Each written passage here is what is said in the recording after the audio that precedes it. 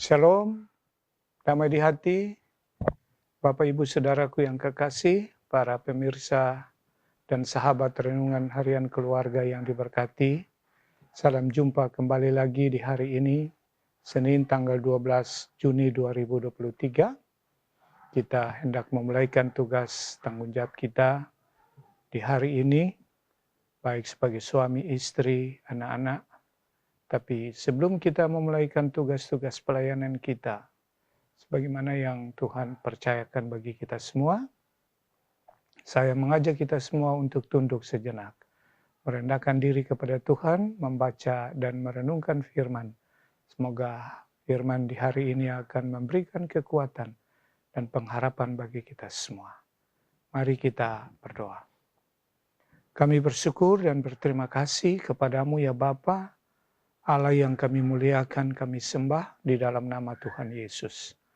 Hari ini Tuhan jadikan bagi kami, baik sebagai suami, istri, anak-anak, untuk memulaikan tugas tanggung jawab kami dalam panggilan kami.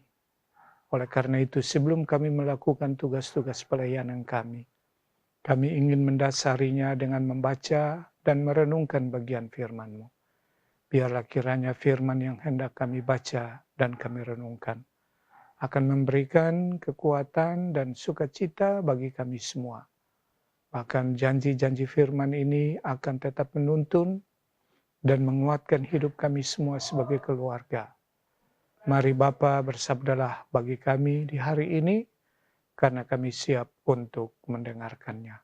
Di dalam nama Tuhan Yesus Kristus, firman yang hidup, kami berdoa. Amin. Bapak, Ibu, Saudaraku yang kekasih, renungan harian keluarga yang diberkati. Baiklah kita membaca 2 ayat dari pembacaan di minggu berjalan, yakni Lukas pasal 5 ayat 2 dan ayatnya yang ketiga. Lukas pasal 5 ayat 2 dan ayatnya yang ketiga, demikian firman Tuhan. Ia melihat 2 perahu di tepi pantai, nelayan-nelayannya telah turun dan sedang membasuh jalannya. Ia naik ke dalam salah satu perahu itu, yaitu perahu Simon, dan menyuruh dia supaya menolakkan perahunya sedikit jauh dari pantai. Lalu ia duduk dan mengajar orang banyak dari atas perahu.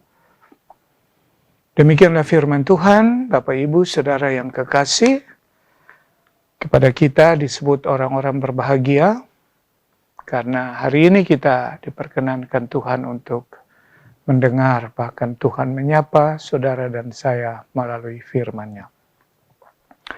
Tema harian kita di hari ini adalah perahu sebagai mimbar mengajar. Perahu sebagai mimbar mengajar.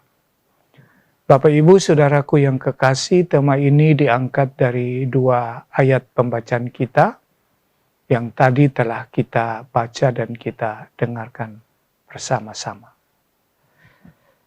Perahu sebagai mimbar mengajar. Dalam catatan pembacaan kita hari ini, bagaimana Yesus menggunakan perahu sebagai salah satu sarana untuk mengajar tentang perbuatan-perbuatan baik kepada orang banyak yang mengikuti dia. Perahu dalam kehidupan orang-orang yang memiliki profesi sebagai nelayan adalah bagian yang tak terpisahkan dalam kehidupan mereka. Karena melalui perahu itu mereka melakukan aktivitas, tugas dan tanggung jawab pencaharian mereka pertaruhkan melalui perahu. Dan perahu itu adalah salah satu sarana yang dipakai para murid Simon dan teman-temannya untuk mencari ikan. Yesus kemudian menggunakan sarana mereka, atau Yesus menggunakan profesi mereka untuk dari profesi yang sering-sering mereka gunakan melalui perahu itu, Yesus mengajar tentang perbuatan-perbuatan Allah kepada orang-orang yang mengikuti Dia. Dalam konteks pelayanan kita, Gemim, kita tidak terlalu menggunakan perahu sebagai alat transportasi dalam pelayanan kita. Sebab kalau konteks Gemim biasanya yang menggunakan perahu kecuali di daerah Lembeh. Kita menyeberang dari Bitung ke Lembeh. Tetapi di daerah-daerah lain, misalnya di Talaut, di Sangir, di Maluku, itu perahu itu merupakan sarana transportasi pelayanan.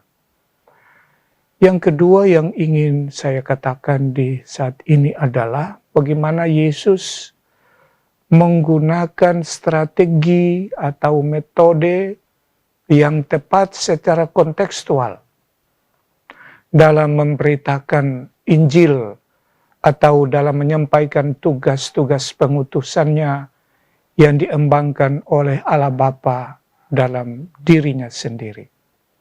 Secara kontekstual saya katakan oleh karena Yesus menggunakan perahu. Memang sangat kontekstual pada saat itu di mana para murid dan orang banyak berada di satu tempat yang disebut yaitu di pantai Danau Genesaret. Di danau itulah para murid mempertaruhkan hidup mereka melalui profesi mereka sebagai nelayan. Yesus benar-benar menggunakan sebuah pola atau metode yang begitu kontekstual. Artinya bahwa proses penginjilan, proses pemberitaan harus menempatkan situasi dan kondisi secara kontekstual itu akan lebih baik dan lebih berhasil guna ketimbang kita mengabaikan situasi dan konteks yang kita jalani dan hadapi dalam tanggung jawab pelayanan.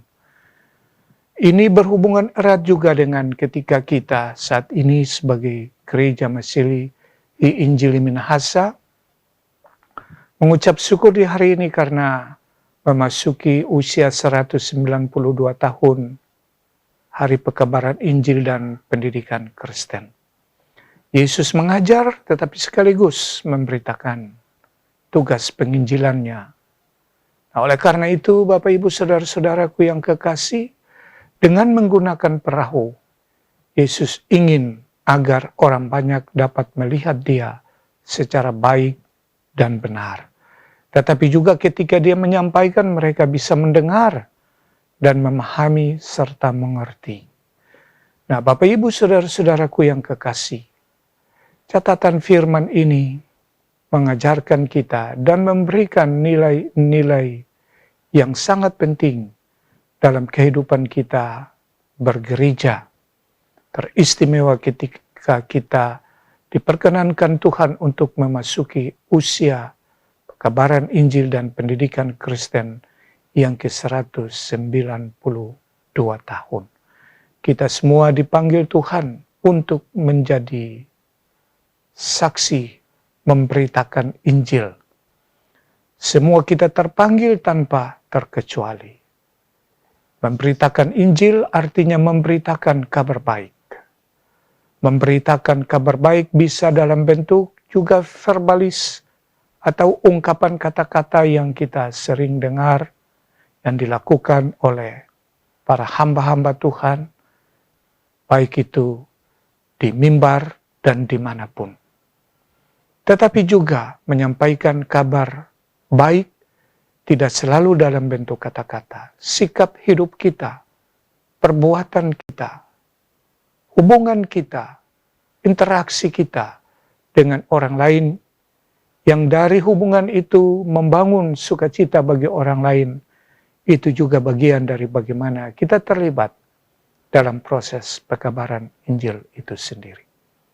Hari ini kita semua terpanggil untuk bersama-sama dalam barisan pelayanan, dalam tanggung jawab bersama, sebagaimana yang dipercayakan Tuhan bagi saudara dan saya, untuk terlibat dalam proses bagaimana menyampaikan kabar baik itu sendiri. Dan oleh karena itu, kita hari ini bersyukur karena Tuhan menuntun perjalanan pekabaran Injil Gereja Masih Injili Minahasa dan pendidikan Kristen. Kita jadikan pekabaran Injil di tengah keluarga, tetapi juga pendidikan di tengah-tengah keluarga. Dua hal yang tidak bisa kita pisahkan. Ketika kita berbicara tentang pekabaran Injil, maka serentak dengan itu juga kita teringat bahwa proses pekabaran Injil juga membutuhkan proses pendidikan. Yesus berkata, "Jadikanlah semua bangsa muridku, dan baptislah mereka di dalam nama Allah Bapa, dan ajarlah. Dan ajarlah." Karena itu, proses pemuridan melalui tugas-tugas pelayanan gereja harus juga tidak bisa mengabaikan proses pendidikan itu sendiri. Gereja yang maju adalah gereja yang memperhatikan pendidikan. Keluarga yang kuat ada keluarga yang tidak mengabaikan pendidikan anak. Apa artinya gereja yang kuat tetapi jemaatnya tidak memiliki kekuatan intelektual? Dan karena itu, Bapak Ibu Saudara, di hari perayaan pekabaran Injil dan pendidikan Kristen, kita diajak untuk terus-menerus secara bergandengan tangan bagaimana kita memajukan kehidupan, kualitas iman kita, tetapi juga kualitas intelektual kita. Kita membutuhkan ketahanan spiritualitas, tetapi kita juga membutuhkan ketahanan intelektualitas, selain daripada ketahanan emosional.